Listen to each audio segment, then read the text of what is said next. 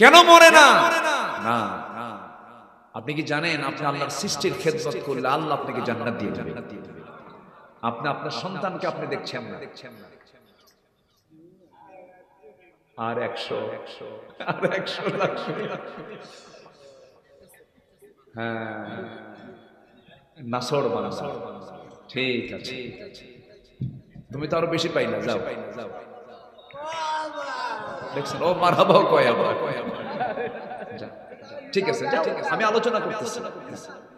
জি জি, সম্মানিত ভাই, পাগলাও পাগলও টাকা চিনে, কি চেনে না? জাতে মাথা, তাহলে ঠিক, এটা এটা এটা ঠিক রেখেছে। না না, পাগল নাও বলতে চাই, পাগল না, ঠিক আছে ঠিক আছে। আল্লাহ তুমি ভালো রাখো, জোরে বলি আল্লাহুম্মা আমিন। সব তো আমাদেরই পরিবার, তো সব তো মানুষ আমরা, তাই না? সব তো মানুষ, আমরা সবাইকে সমান চোখে দেখবো, জোরে বলি ইনশাআল্লাহ।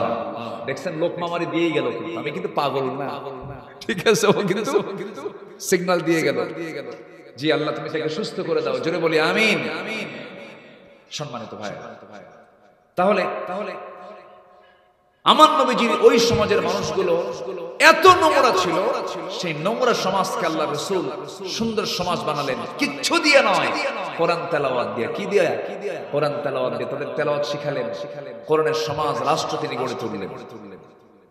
আমার বন্ধুগণ, আমার নবীর সামনে একজন সাহাবী চোখের পানি ফেলে ফেলে কান্দেন, নতুন দিন গ্রহণ করেছেন।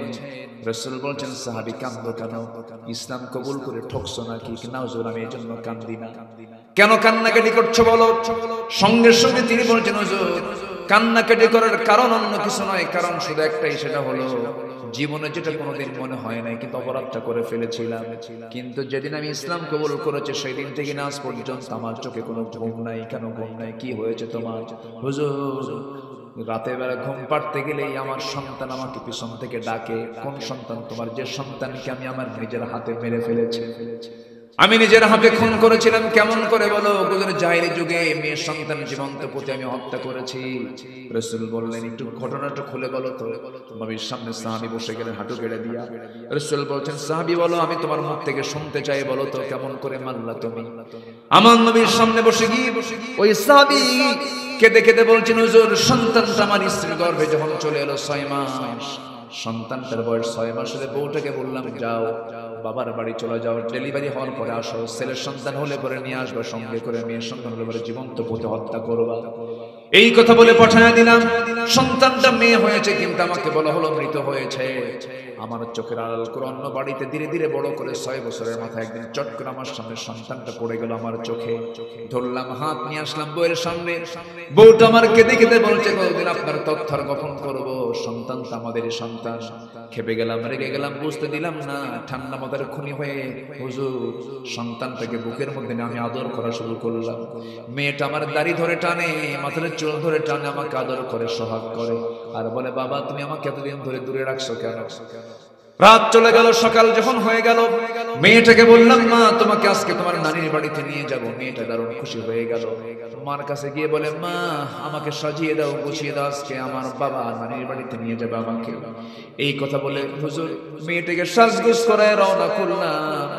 নানির বাড়ির দিকে রওনা না দিয়ে জঙ্গলের দিকে রওনা করলাম। মেয়েটার মুখ শুকনা হয়ে গেছে। জঙ্গল পার হলাম, মেয়েটা শুকনা মুখ নিয়ে বলে, বাবা নানির বাড়ি না গিয়ে তুমি এই জায়গায় গর্ত খনন কেন করো? কি জন্য তুমি এখানে আমাকে নিয়ে এসেছো? কিচ্ছু বললাম না। গর্ত খনন করি, প্রচন্ড গরম।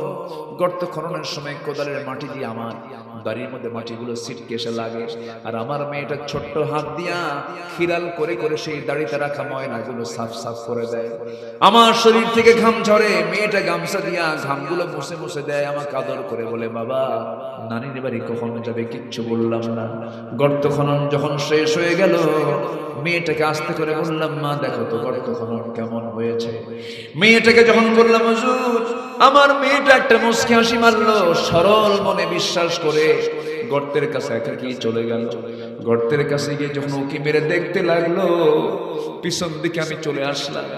দুটো হাত দিয়ে আমি সজোরে এমন জোরে ধাক্কা মারলাম, এক ধাক্কায় সন্তানটা গর্তের মধ্যে পড়ে গেছে, চিত হয়ে পড়ে উপর হয়ে পড়ে চিত হয়ে দুটো হাত এক জায়গায় করে বলছে, বাবা বুঝতে পেরেছি আমার মার কথা আজকে সত্য হয়েছে, তুমি আজকে আমাকে মেরে ফেলার জন্য নিয়ে আসছো বাবা, মেরে যদি ফেলতে চাও মরে যদি যায় আর কি হবে বাবা, তোমার কাছে শেষবারের জন্য একটাবার প্রাণ ভিক্ষা চাই, একটাবারের জন্য বাঁচায় দাও, আমি তোমার কাছে শপথ করছি আমৃত্যু এই চেহারা তোমার সামনে আমি কখনো দেখাবো না বাবা, আমাকে বাঁচায় দাও।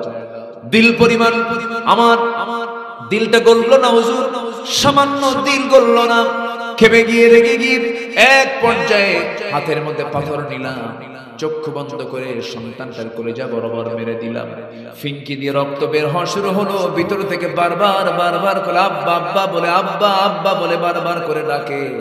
আমার দিল গলল না, পাষাণ হৃদয় নরম হলো না, আমি আমার হাতের মধ্যে পাথরগুলো নিয়ে চাপা দিলাম, মাটি চাপা দিলাম, বালু চাপা দিয়া জনমের মতো নিজের সন্তানকে নিজের হাতে খুন করে ফেললাম।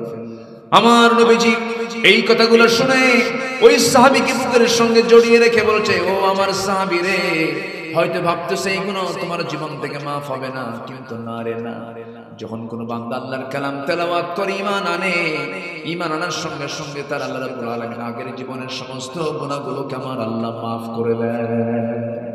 জোরে বলে সুবহানাল্লাহ। সেই অসভ্য সমাজকে সভ্য সমাজের রূপ দিলেন, বাস্তবতায় নিয়ে আসলেন। এই যে সুন্দর সুন্দর সমাজ গড়ে তোলেন একমাত্র কারণ হলো সেই সমাজে চালু করে দিয়েছিলেন কি বলেন, কি চালু করেছিলেন? শিক্ষায় কোরআন, সমাজে কোরআন, রাষ্ট্রে কোরআন, বিচারে কোরআন, প্রত্যেকটা জায়গায় কোরআন দিয়ে যখন রাসূল চালু করেছেন সমাজ ব্যবস্থা, সব জান্নাতের টুকরা হয়ে গেছে। জোরে বলে আল্লাহু আকবার। আমরা কি চাই না এই কোরআনের সঙ্গে আমরা সম্পর্ক রাখবো? রাখবো, সবাই সম্পর্ক রাখবো। জোরে বলি ইনশাআল্লাহ। কোরআন হোক আমাদের জীবন চলার পথ, এক জায়গায় না সব জায়গায়, এক জায়গায় না সব জায়গায়। আল্লাহ রাব্বুল আলামিন কবুল করুন। নিজে আলেম হতে পারেন নাই, মাদ্রাসায় দিয়ে দিবেন, চোখ বন্ধ করে হাফেজ হবে। আপনার সন্তান যদি হাফেজ হয়, পৃথিবীর সবচাইতে বড় ডিগ্রি হচ্ছে হাফেজ হওয়া। আমি আমার ভাষায় বলছি, আমি যতটুকু ভাঙ্গাচোরা গবেষণা করেছি, যেই নাগরিক হাফেজ হতে পেরেছে আমার দেশে, আমি তো মনে করি তাদেরকে ক্রিকেটারের চেয়ে বড় পুরস্কার দেওয়া দরকার। একটা ক্রিকেটারের পিছনে কোটি কোটি টাকা খরচ করে গভর্নমেন্ট, আর একটা হাফেজ, আমার দেশের মানসম্পন্ন হাফেজ।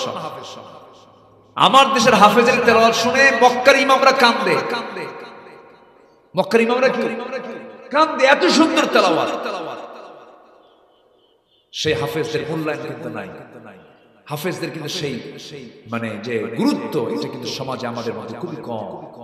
এখানে মাদ্রাসা করা হয়েছে, মাদ্রাসার জন্য তিনটা দোয়া আমি চাই, তিনটা কাজ আমি চাই। নাম্বার 1 দোয়া করবেন। কি করবেন? জোরে বলেন কি করবেন? দোয়া। নাম্বার 2 হচ্ছে নিজের সন্তানকে মাদ্রাসায় দিবেন, সন্তান মাদ্রাসায় দিয়ে গর্ব করবেন, নিজেকে ভাববেন যে আমি একজন গর্বিত পিতা, আমি আমার সন্তানকে দ্বীনি শিক্ষা, ইসলাম শিক্ষা শেখাচ্ছি। আল্লাহু আকবার। গর্ব করবেন, এটা গর্ব আপনার, এটা আপনার প্রাউড যে আপনি হাফেজের বাপ হতে পেরেছেন, গর্বিত পিতা। আল্লাহু আকবার। রিজিক শুধু হাজার হাজার কোটি টাকার মালিক হলে রিজিক হয় না, রিজিকের জন্য বরকত লাগে। কি লাগে? বরকত। যে বাড়িতে কোরআন থাকে, যে দেহে কোরআন থাকে, যে সমাজে কোরআন থাকে, সেই সমাজটা, সেই দেহটা, সেই ঘরটা বরকতময় হয়ে যায়। আল্লাহু আকবার। আমরা কোরআন দিয়ে সব সাজাবো, জোরে বলি ইনশাআল্লাহ। নাম্বার 2 হচ্ছে ওয়াকামুস সালাহ, যারা নামাজ কায়েম করবে। সবাই কি নামাজ পড়ে না? নামাজ কায়েম আগে না নামাজ আদায় আগে? নামাজ তো আগে আদায় দরকার। নামাজ নিজে পড়ি না, আমি কায়েমের সংগ্রাম করবো কেন? তো নামাজ 5 ওয়াক্ত পড়বেন কারা কারা, হাত তুলে দেখেন তো দেখি। জোরে বলি ইয়া আল্লাহ, আরো জোরে ইয়া আল্লাহ। আমাদেরকে 5 ওয়াক্ত সালাত আদায় করা তৌফিক তুমি আল্লাহ দিয়া দাও। জোরে বলি আমিন, আরো জোরে আমিন। হাত সম্মানিত ভাই, আজান 2-4-5 মিনিটের মধ্যে কিছু জায়গায় আজান হয়ে গেছে, আজান শুরু হবে যখন তখন। আমি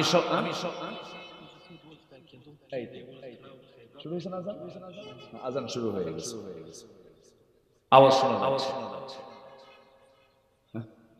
হ্যাঁ না, ঠিক আছে, আলহামদুলিল্লাহ। আমরা তো উঠেছি আলোচনায়, সমস্যা নেই, মাশাআল্লাহ। সম্মানিত ভাই, যারা বসেছেন থাকবেন শেষ পর্যন্ত। নামাজ এখানেই হবে। কি বলেন? আস্তে বলে।